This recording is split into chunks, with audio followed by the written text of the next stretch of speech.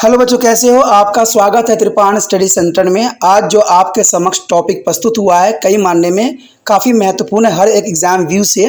ठीक है, इसमें हम हर एक बात पे विस्तार पर चर्चा करेंगे और वो सारे जो है पहलू पर विचार करेंगे जो अब तक अछूता था। तो चलिए देखते हैं हमारा आज टॉपिक क्या है। किसानों का विद्रोह 1907। अब ये सब कारण जो था विद्रोह का जो है सूत्रपात होना, बिगुल बजाना आम हो गई। कहते हैं उपरोक्त दर्शाए गए घटकों ने किसानों की चिंता, भ्रम, असंतोष को बढ़ावा दिया और वो अब समझ गए थे कि अंग्रेज शासन काल में उनके दुखों और कठिनाइयों को कोई हल नहीं निकाला जा सकता है, बल्कि उन्हें बढ़ावा दिया जा रहा है। जैसे आज के समय फाइनेंस कंपनियों को जो है सरकार बढ़ावा देती है और सरकार खुद कहती है कि लोन लो, लेकिन सरकार ये नहीं कहती कि जो रूल रेगुलेशन बनाया गया है उसका एनालाइज सरकार नहीं करती है। दुख और कठिनाई को जो हल नहीं करती है, उसके दुखों को और बढ़ाती है, और ये भारत सरकार स्वयं करती है। दोस्तों, ये गलत है।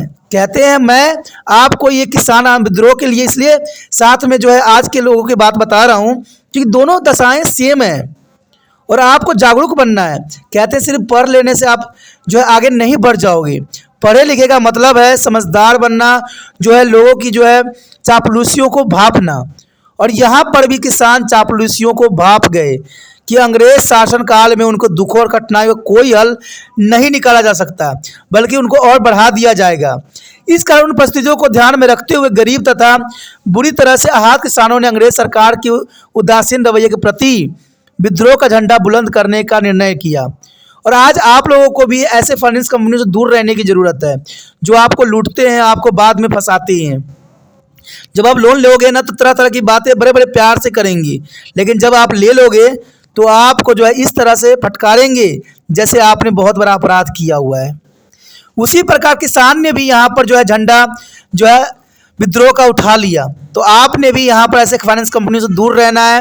कहते हैं ऐसी चीज़ों को फाइनेंस ना करवाए जो आपको जीवन के जो है दुखों का कारण बन जाए। कहते हैं किसानों के दिलों में अंग्रेज शासन के न्याय और निष्पक्षता पर विश्वास टूट चुका था। तब तक दुनिया में भी काफ़ी उलटफेर हो चुका था। छोटे से देश जापान द्वारा शक्तिशाली रूस का हार और अपमान, बंगाल विभाजन, लोगों द्वारा विरोध आदि घटनाओं ने किसानों को सरकार के मांग बनवाने के लिए विद्रोह का जो है बिगुल बजाने के लिए विवश कर दिया।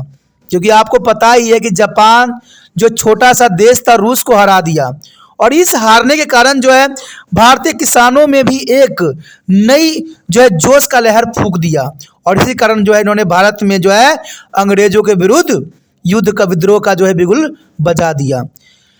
उग्रवादी गतिविधियों और कुर्बानियों ने भी किसानों को विद्रोह करने के लिए काफ़ी प्रेरित किया, और बाल गंगाधर तिलक का नारा था स्वाधीनता हमारा जन्मसिद्ध अधिकार है, स्वाधीनता हमारा जन्मसिद्ध अधिकार है। और बांके दयाल का यह गीत पगड़ी संभाल जट पगड़ी संभाल वे बहुत ही लोकप्रिय बनकर जन जन तक पहुंच चुका था, और यह भी किसान में काफ़ी मशहूर हो गए थे क्योंकि इनका जो विचारधारा था किसानों के अंतर्गत था। इस समय तक पंजाब में भारतीय राष्ट्रीय कांग्रेस का शक्तिशाली संगठन बन चुका था। यानी इस समय तक पंजाब में भारतीय राष्ट्रीय कांग्रेस का शक्तिशाली संगठन बन चुका था, और कोलोनाइजेशन बिल ने पंजाब कांग्रेस के नेताओं को ये नियोजित ढंग से अंग्रेज जो है साम्राज्यवादियों के विरुद्ध अपनी शिकायतों और संबंध में जो है आवाज़ बुलंद करने के लिए रोष सभाएं आयोजित करने का अवसर भी प्रदान कर दिया। और नहर कॉलोनियों पर केंद्र बनाए गए, और जहां कांग्रेस नेताओं ने आह्वान की प्रतिक्रिया में बड़ी ही गिनती में किसान इकट्ठा हुए, और इसे किसान आंदोलन का एक रूप दे दिया गया। देखा जाए तो सरकार की वह कृषि नीति जो किसानों के पक्षधर नहीं थी, उनकी कठोर आलोचना की गई। अग्रणी जमीन मालिकों और आर्य समाज समेत स्थानीय वकीलों से संबंधित वार्ड जिम्मेदार जो है जमींदारों संघ ने स्वामित्व और मीटिंग आयोजित की, जिसमें बिल की भवनता करने की, जुर्माना न अदा करने की पैरवी करने का मत पास किए गए। और 11 मार्च से लेकर 1 मई 1907 तक लाहौर, रामापिंडी, अमृतसर, सिलाकोट, बटाला और गुरदासपुर, गुजरावाला और लायपुर आदि जगहों पर प्रदर्शन जो है किसानों का शुरू हो गया। राष्ट्रीयवादी नेताओं और लाहौर ने रणकुनों में सहभागिता से यह विद्रोह और तीक्ष्ण रूप धारण करता चला गया। इसमें शामिल होने वाले मुख्य व्यक्ति जो थे लाजपत राय और अजीत सिंह थे। उन्होंने कॉलोनी क्षेत्रों से बाहर भी अपनी मांगों को संविदा किया और आंदोलन में बड़ा योगदान भी किया।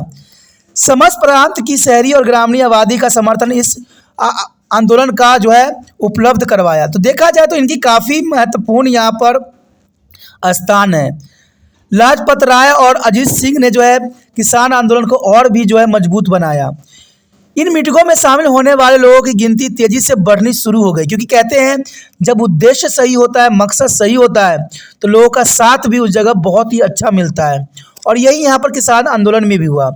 1907 में रायपुर में हुई मीटिंग में करीब 10,000 आबादकारी शामिल हुए। देखा जाए तो कविता पगड़ी संभाल ओए जट्टा इस आंदोलन का प्रतीक बन गया। यानी उस समय कविता पगड़ी संभाल ओए जट्टा इस आंदोलन का प्रतीक बना और इससे पंजाबी किसान में आत्मसम्मान की अनुभूति पैदा की। कहते लाजपत राय ने जमीन पर मालिक के किसानों के जायज़ दावों को साबित करते हुए कहा कि सरकार यह ज़मीन कहाँ से आई है, सरकार के पास ये ज़मीन कहाँ से आई और हमारी पुरखों का खून इस ज़मीन पर बहा है। हमने इसे जीता इन्हें आबाद किया है। या तो ज़मीन हमारी है या फिर भगवान की है। सरकारी अधिकारियों का काम हमारी सेवा करना है, हम पर शासन करना नहीं है। जलों का या मृत्यु का भय मत रखो। ये बात जो है यहाँ पर लाला लाजपत राय ने साफ शब्दों में किसान आंदोलन के समक्ष कहा।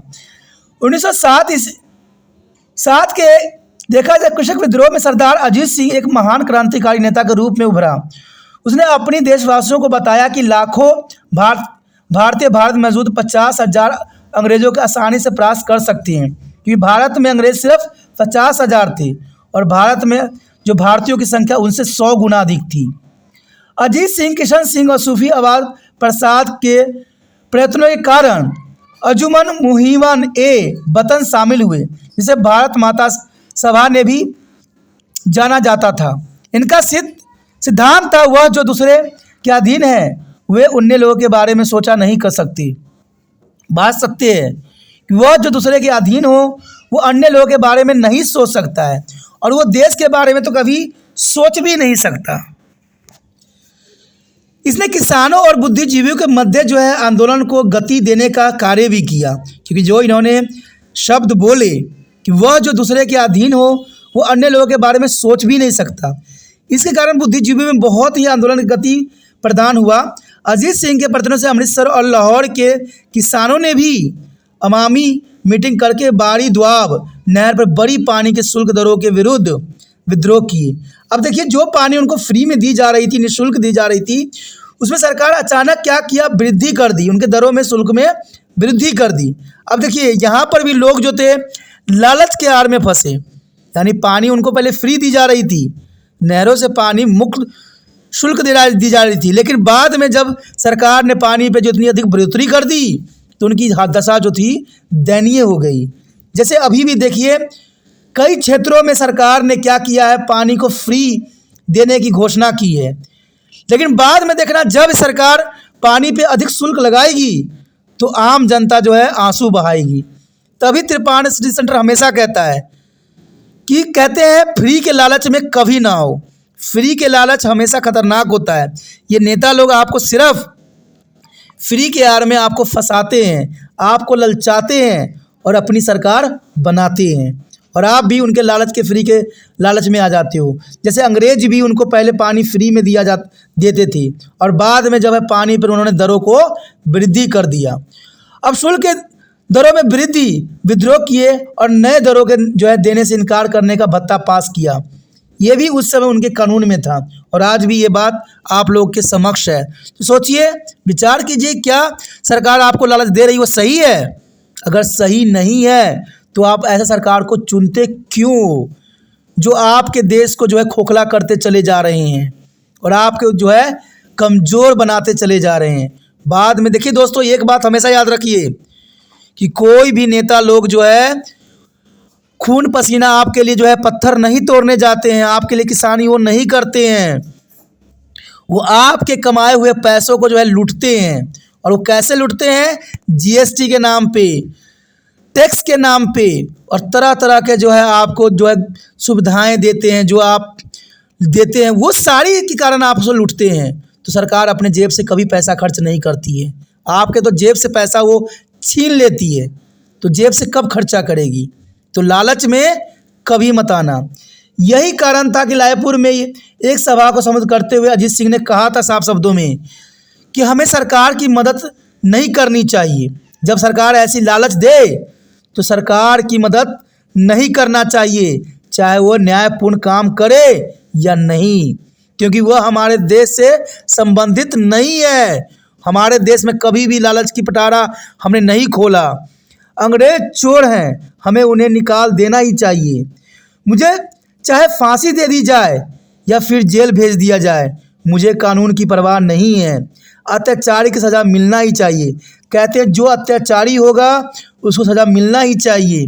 यही जो थे शब्द अजीत सिंह के थे, और यही जो है हर एक किसानों में जो है एक नई जोश भर दिया। 2 मई को रामापिंडी में पुण्य हड़ताल की गई और एक विशाल मुजाहरा आयोजित करने के लिए 1857 के गदर की जो है 50वीं वर्षगांठ चुनी गई। यानी देखा जाए तो 1857 जो क्रांति हुई थी उसकी 50वीं वर्षगांठ चुनी गई, जो कि काफ़ी महत्वपूर्ण समय काल था। 1857 में क्रांति हुई और 1907 में जो है किसान आंदोलन को जो है चुना गया। इन मीटिंगों में तीक्ष्ण सरकार के विरोध जो है धून प्रफुटी हुई। अपील की गई और सांप्रदायिक एकता कायम रखी जाए, ये बात मुख्य रखा गया। और किसानों से अपील की गई कि वे अपना आत्मसम्मान बचाने के लिए अपने हकों के लिए उठ खड़े हों। नए मुजाहरों और मीटिंगों होने से सरकार की विरोधी गतिविधियों को तेजी मिल गई और मुल्तान में जिला संघ का उद्घाटन हुआ, जबकि लाला हंस राय सैनी के नेतृत्व में रामापिंडी संघ पुण्य जागृत स्वदेशी अभियान का भी केंद्र बन गया। कहते हैं अलगवादकारियों के उद्देश्य का समर्थन राष्ट्रीय प्रेस ने भी किया।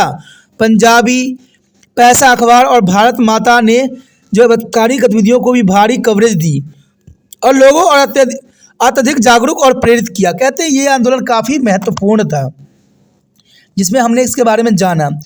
अगला टॉपिक जो हमारे समक्ष आएगा सरकार की प्रतिक्रिया, जो कि काफ़ी महत्वपूर्ण रहेगा आपके समक्ष।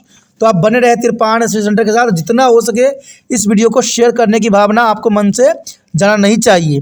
जितना हो सके शेयर कीजिए, और शेयर करने के कुछ नहीं करना है, यूट्यूब से लिंक को कॉपी करना है और व्हाट्सएप एड्रेस पर लगा देना है। पहली बार मेरे चैनल पे आओ, पहली बार वीडियो देख रहे हो, अगर समझ आ रहा है, अच्छा लग रहा है, तो जर्नल सी बात है, चैनल को अपने मोबाइल में सेव कीजिए। और सेव करने के लिए आपको पता ही होगा कि चैनल को सब्सक्राइब करना होता है। जो रेड बटन आपको दिख रहा है सब्सक्राइब के बटन दबाइए, और दबाने से आप जो है तिरपान सेंटर के साथ जुड़ जाइएगा। जो भी तिरपान सेंटर यहाँ पर जो है आपके लिए वीडियो डालेगा उसका नोटिफिकेशन भी आपको मिलेगा। और आप जो कहते हैं आप जिस क्लास में होगे 8 से लेकर MA तक के बच्चों के लिए बहुत से वीडियो उपलब्ध है। सोचिए नहीं, विचार न कीजिए, तिरपान स्टडी सेंटर को सब्सक्राइब करके अपने मोबाइल में सेव कीजिए।